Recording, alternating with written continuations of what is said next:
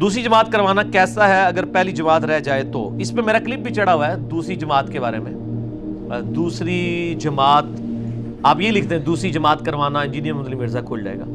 پہلی بات یہ کہ پہلی جماعت رہی کیوں ہے؟ بعض لوگوں نے عادت بنائی ہے، انہوں نے دین کو ٹیلر میڈ کر دیا، جان بوجھ کے لیٹ کرتے رہتے ہیں اپنی جماعت کرا لیں گے.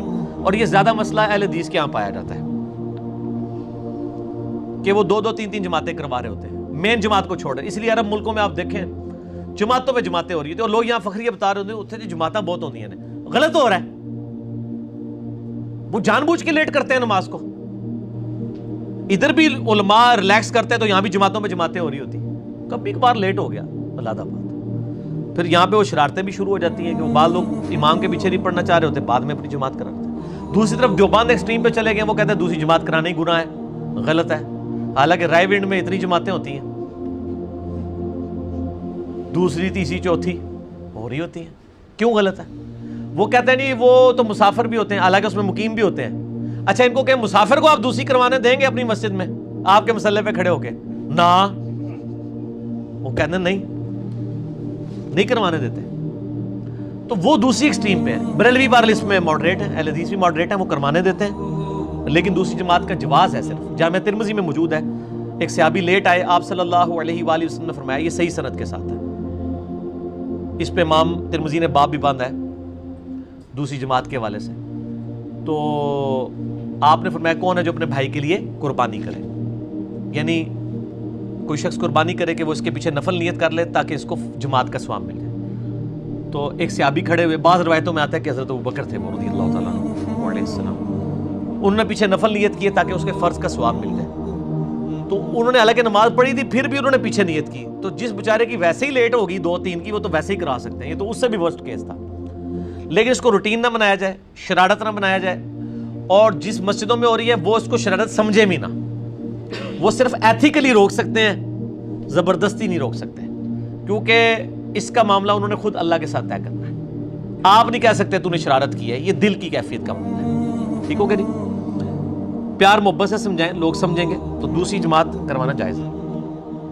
متنفل کے پیچھے فرض والے کی نماز ہو جاتی ہے، بالکل ہو جاتی ہے. بخاری مسلم میں حدیث ہے، حضرت معاذ بن جبل کہتے ہیں کہ میں نبی علیہ السلام کے پیچھے عشاء کی نماز پڑھتا تھا، پھر اپنے گاؤں والوں کو جا کے نماز پڑھایا کرتا تھا. اور اسی حدیث میں الفاظ ہیں، وہ تابعی کہتے ہیں کہ وہ پھر حضرت معاذ کی نفلی نماز ہوا کرتی تھی، فرض تو وہ آپ نبی علیہ السلام کے پیچھے پڑھ جاتے تھے.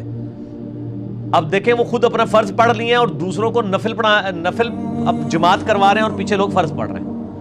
اس سے امام بخاری نے، امام شافعی نے اور باقی ائمہ نے یہ رزلٹ نکالا ہے کہ امام اور مقتدی کی نیت میں فرق ہو سکتا ہے. اگر رکھتے سیم ہے نا تو وہ نیت میں فرق ہو سکتا ہے. امام پڑھا رہا ہے عصر، آپ کی زور رہتی ہے، آپ اس کے پیچھے زور نیت کر سکتے ہیں، کوئی حرج نہیں، نماز ہو جائے گی. ٹھیک ہوگا جی؟ اس طریقے سے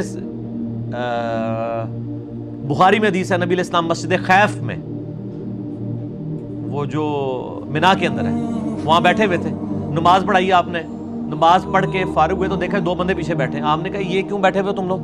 کہ یا رسول اللہ ہم تو پڑھ کے آئے تھے. تو آپ نے فرمایا تم نے دوبارہ شامل ہو جانا تھا، یہ تمہاری نفلی ہو جانی تھی، اضافی ثواب مل جانا تھا تمہیں. ٹھیک ہے نا؟ بعض کہتے ہیں اس سے مراد آپ نے لیا کہ وہ پرانے والی تمہاری نفلی ہو جاتی ہے، فرض ہو جاتی، تو اس طرح پڑھ لینی چاہیے. مغرب میں تھوڑا ایشو ہوتا ہے کیونکہ مغرب تو نفلی نہیں ہو سکتی نا. مغرب کے پیچھے اگر آپ نیت کرتے ہیں مسجد میں تو اسلام پھیرنے کے بعد 1 رکعت اور ملا لیں تو آپ کو 4 نفل کا ثواب مل جائے گا. یا آپ مغرب پڑھ چکے تھے، کوئی لیٹ مغرب پڑھ رہے اور آپ عشاء پڑھنا چاہتے ہیں، اس کے پیچھے عشاء کے 4 فرض نیت کر لیں. ٹھیک ہے، وہ 3 پڑھ کے اسلام پھیر لیں تو آپ 1 پورا کر لیں. بیسیکلی یہ آرگنائز کرنے کے لیے، یہ نہیں ہے کہ ضروری جو امام ہے وہی آپ پیچھے ہوں گے، نہیں، صرف یہ کہ ڈسپلن قائم رہے. متنفل کے پیچھے بھی فرض والے کی ہو سکتی، فرض والے کے پیچھے نفلی ویسے ہی ہو سکتی ہے. ٹھیک ہو گیا؟ لیکن اس کو روٹین نہیں بنانی چاہیے. جس طرح میں نے اہل حدیث مسجدوں میں دیکھا ہے جان بوجھ کے وہ رمضان میں فرض کی نماز سے لیٹ ہو جاتے ہیں، تراویح میں جا کے امام کے پیچھے فرض پڑھ رہے ہوتے ہیں. جائز ہے کہ آپ تراویح کے پیچھے 4 فرض نیت کر لیں امام کے اسلام پھیرنے کے بعد 2 پوری کر کے، لیکن اس کو روٹین نہ بنائیں آپ، یہ نہیں ہونا چاہیے. دائیں پاؤں کا انگوٹھا ہلنے سے کیا نماز ٹوٹ جاتی ہے؟ نہیں ٹوٹتی جی، کسی کے نزدیک بھی نہیں ٹوٹتی. ایون بار شریعت میں حنفیوں کی جو مین کتاب ہے فقہ حنفی کی، اس میں بھی لکھا ہوا ہے کہ یہ عوام میں مشہور ہے. وہ پنجابی تو کہتے ہیں جی سجا انگوٹھا نا قلعہ ہے نماز دا، یہ ہل گیا تو نماز گئی.